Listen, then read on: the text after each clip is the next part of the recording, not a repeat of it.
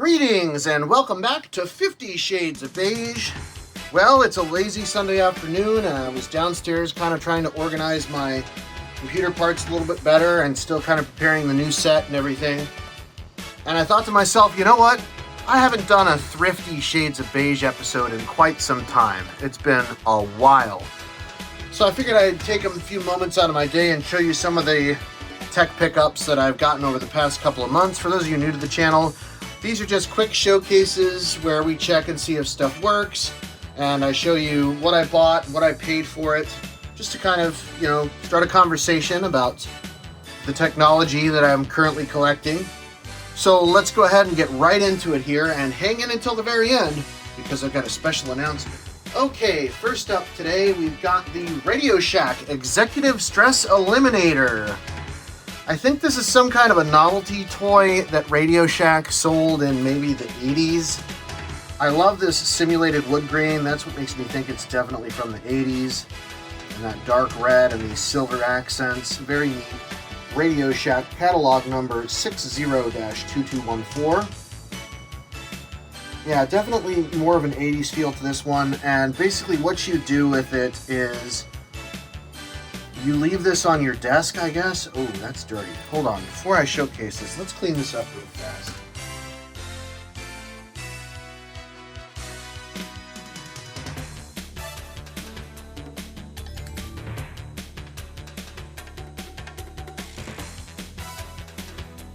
So basically, what you do is you set this on your desk, and I guess as a stress reliever, you're supposed to press these buttons. It's kind of funny because these are all sounds. The end of that bombs away sound reminds me of Atari's Missile Command, the arcade game. That also reminds me of Missile Command. Yeah, so I think it's probably more of a joke than anything else, to be honest, but still kind of neat. I picked this up for $10. And I'll probably take it to work with me at some point. All right, next up we have the Mouse Bait Personal Computer Optical Mouse. I'll tell you, ever since the popularity of the Telemouse, I have been kind of in the background collecting odd mice of all sorts and kinds. You'd be surprised how many different Telemice there are. I don't remember them when I was a kid, but apparently they were popular somewhere, or at least the market felt like they'd be popular. It is PS2, which is odd because you generally don't find many PS2 optical mice or mouses. This is pretty straightforward. The mouse itself is really not remarkable. What's remarkable about it is the funny design. I just thought this was kind of silly, so I got it. And this was a $6 find on eBay. Or you can go to tlnenterprises.net. I'll see if they're still around, but I doubt it. So yeah, you can have a good look at the Mouse Bait fishing lure mouse. I'm assuming that's what it's supposed to look like, as a fishing lure. It doesn't have anything great on the back here. You can tell this is something where they just kind of made it and threw a brand on it and probably sold it in, I'm guessing, novelty stores or gift stores or something like that. I feel like this is something you'd find maybe at Bass Pro Shops. Anyway, it says it's got 700 DPI resolution, silent scroll wheel, unique fishing lure design, USB or PS2 actually, so not just PS2, and optical technology for pinpoint accuracy. Alright, so that's going to do it for the Mouse Bait fishing lure mouse. Model number MB-1 for those of you playing at home. And while we're on the subject of mice, here's another pickup I got. This one is the mouse phone. Not quite as elegantly named as the Telemouse, if I'm being honest. But the mouse phone is still pretty cool. I like it. If this is your first time seeing a Telemouse, basically, well, I'll read it right off the box here. This is Real Touch Mouse Phone. Let's use mouse to combine you and your life closer, : A total new concept mouse phone. While connecting mouse and computer, there is no other line for telephone. You can enjoy them at the same time. More efficient service to you and your computer and telephone. So yeah, and that was basically the idea, is you hook your mouse into your phone line, I guess from your modem. I haven't actually tried using the phone part of a mouse phone before, but maybe we'll discover that someday. Just an oddity of the 90s, in my opinion. This time when everybody was, getting online and discovering, what the World Wide Web was and everything like that. It was a really special time for me. Here's the instructions. Go ahead and open it up. Probably nothing special here. We got showing you all the buttons. I love that tower and monitor there. I wish I could have that. Precaution, please turn off power before installation. Most computers are manufactured from 1997, have a universal round jack. This is the same outlet that connects to an external mouse. This type will be able to fit the connector of this unit. If not, you can buy from such retailers as Radio Shack or Best Buy for the adapter. Wow, these these instructions are fantastic. Then on the back, we've got a nice diagram here, just kind of showing us how to clean a mouse ball, in case you didn't know. In the box, we have some degraded foam on what otherwise would be a earpiece and a headset, and this plugs in to a regular TRRS jack for headphones. And then this little guy loops behind your ear to hold everything in. That's also degrading. Big surprise. And here's the star of the show, the mouse phone itself. Now that I've actually had a chance to look at this, I love the aesthetic of this mouse. I love the font. The buttons are actually pretty nice. This is much nicer than the Telemouse. The Telemouse has absolutely horrible buttons. But these buttons are nice. Well, nice enough. Nice in comparison. And once again, for anybody keeping track here, this is PCMP mouse phone model number Henry Sam-99 Alpha. And it is FCC compliant. Big surprise. So yeah, there's your phone dialer, your hook switch. And I'm not sure what this is for, this button down at the bottom. It does have a speaker and receiver down here. As I showed earlier, you get this headset and you can plug it in right here.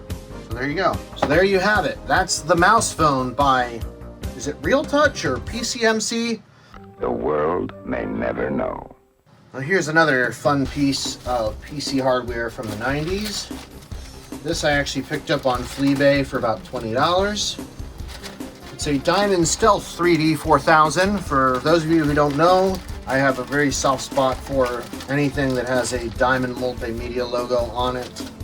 Unfortunately, this one did not come with the box. It just came in a bag like this, which is fine. No real ephemera or anything like that, just a driver CD. If you're unfamiliar with the Stealth 3D 4000, this is basically just an S3 Verge chipset. Oh my goodness. If this was used, it was barely used. Holy smokes. Look at how shiny that PCB is. It looks fantastic. Got a part number. Let's see here. Stealth 3D 4000 AGP 4 megabytes. Warranty voided if removed, 9/2/98. So there's the date there. And we'll flip it over here, and here's your memory and chipset and so on. The S3 Verge, it's technically a 3D accelerator. It doesn't do much actual 3D accelerating, unfortunately. It was just not a great chipset. It's fine for 2D, great for DOS gaming, I'd imagine. But yeah, this fella is not going to do much in the way of 3D gaming. It's not even remotely close to even a Voodoo 1. But still nice to have this. The Stealth 4000 was one of the first GPUs that was ever in my family computer, and I'm basically rebuilding my family computer from the ground up, so I wanted to go ahead and get this and experience playing Motocross Madness with 4 megabytes of VRAM. Okay, next up, we've got an A-Open Ethernet adapter. I think it's funny that it says Ethernet like that. This is brand new in the box, sealed. I'll go ahead and unbox it. Guessing just based on the box and the fact that it's PCI that this is a mid to late 90s job. Let's see here. Oh wow, that is basic. Come on, get out of there. Let's see what chipset this uses. Wow. Golly, this is the most basic of basic Ethernet adapters, which is fine. So we've got our crystal here, and we've got our Realtek RTL 8029AS chip. That is all she wrote. Made in China, just one link and one indicator light. It's about as basic as it gets for networking, and sometimes that's all you need. As if. It's just nice to deal with Ethernet. I haven't had the time or the energy to try to work with any other type of networking on older machines. I know some guys are really into token ring and stuff like that, or even simulated dial-up, and I just unfortunately don't have the time or the energy. All right, back on the software train here. I got this big box version of Myst. Now, I do own some big box games, but I am far from a big box collector. This I found in a Goodwill in Maryland. I was really surprised to see it, to be honest, because the Goodwills in the DC metro area generally don't carry any of this stuff. Any of the good electronics never make it to the floor. I'm convinced that Goodwill's got inside guys that are selling this stuff on eBay, because we never get good stuff at Goodwill. But anyway, it's the retail big box version, as I stated. Definitely used or resealed. I think this is packaging tape. There we go. I feel like this is probably missing something. You know, we're just going to dump it out and see what's inside. Oh, I dumped it out upside down. Of course I did. Warning, 3 Myst hints inside. Open only if in dire need. Goodness gracious. From a guy who's played Myst blind, this would have come in handy. This is kind of a neat piece of ephemera from the 90s, though. Pretty cool. We've got the MPC troubleshooting guide. The Journal of Myst. Holy smokes, it came with a journal? Also, would have come in handy. My first playthrough of Myst. I barely made it off the island when I was a kid, and it was so frustrating. Let's see here. Imagine your mind is a blank slate, like the pages of this journal.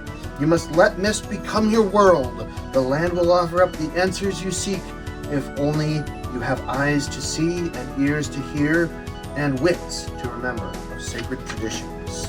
And the rest is just blank. And we got copyright Broderbund Software, 1993. What a good year. Okay, and then we've got the Myst Official Strategy Guide. This must have been like a special edition print. God, I could have used this. In fact, I might use this the next time I play through. It's been about 10 years since I played through Myst. This must, like I said, must be a special edition of some kind that was sold as like a packet. Is this, what is this? Is this a map or something? There we go. That wasn't too painful. All right, let's see what we got here. It is a map. Once again, something that would have been useful. And this takes you through all the ages of the island and so on and so forth. Like I said, it's been a minute since I've played. I think that's pretty neat. Clock Tower, Stone Forest. I guess you could hang this up or keep it. I'm putting it right back in this book where it belongs. Because one day after I'm long and gone, somebody's definitely going to need that map. I can tell you that much. Alright, strategy guide, troubleshooting guide, we went through that. The Myst screensaver. Okay. I didn't know they had a screensaver, once again. And of course, our jewel case with CD-ROM for Windows 3.1 or MPC. I'm not sure. Is MPC multimedia PC or media PC maybe? Yes, multimedia PC, it says right there. This must have been a pretty... I want to say this is an early version because it's big box, but then it comes with all this extra stuff. I don't know. I don't know what version it is. We won't know till we install it, but I still think it's pretty neat and it was a good find. Like I said, you just don't run into this stuff at Goodwill anymore like you used to, so I was pretty pleased with it. All right, next up we have a sound card, the Sound Blaster Audigy 2ZS. Now I noticed these cards are becoming more expensive on eBay. So I decided to pick one up just to get it out of the way. I'm not sure if this one works yet. I'm going to go ahead and test it. It does look a little crusty. Now, a lot of these were put in OEM systems. That's why they're readily available. There was a point in time where you could barely give these away because they're really just a basic Windows XP sound card, let's face it. I mean, they're nicer than integrated sound, than AC97 or something like that, but I paid $6 for this one, shipped on eBay. Not a bad price, and this is going to go in my next Windows XP build for sure. Your higher end sound blasters for Windows XP, the prices are already going through the roof, and I noticed I'm seeing less and less Audigy 2ZS's for cheap on eBay, so I just decided to grab one real quick so I can have it when I'm ready. Next we have the iOmega Ditto 3200 external tape drive.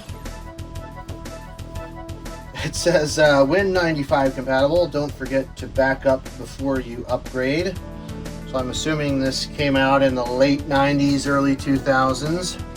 It's definitely got a 90s feel to the advertising, like that crayon looking eye, and just kind of the way it looks makes me think it's from the 90s. Maroon was really popular in the 90s. Let's see what's in the box. Clearly this has been opened and used. I found this at Goodwill in Maryland. It was about $15. Oh, okay. Oh, wow. Okay, this is complete. It looks like it's... We got ourselves a 3M Traven Imation TR3 micro cartridge, pre-formatted for your pleasure. Nothing fancy on the back, just a warranty. This is still sealed. Ditto tools, which I'm assuming includes the drivers for this iOmega zip drive. What's it say on the back? iOmega Ditto Tools software. Here, that's just the minimum system requirements and the drivers.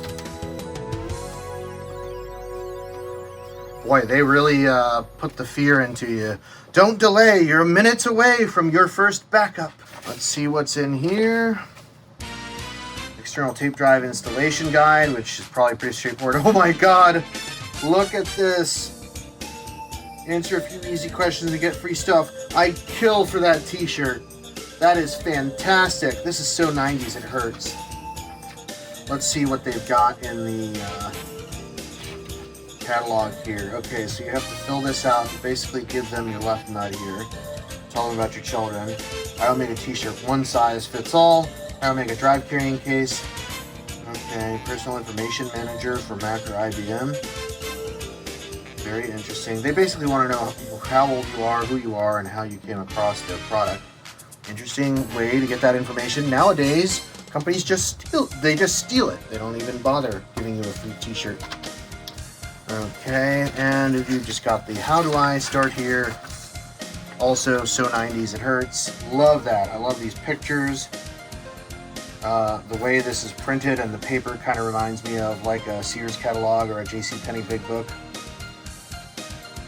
Support forums. Well, hey, you know what? I know iOmega is probably long gone, but part of me really wants to fill out that survey and see if I can get the t-shirt. Highly doubt it. I'm probably going to wind up haunting eBay for the t-shirt instead, and then paying way too much for it. Alright, so let's take a look at the drive itself. Now this is out of the bag, so it may be used. Wow, that's a chungus power brick.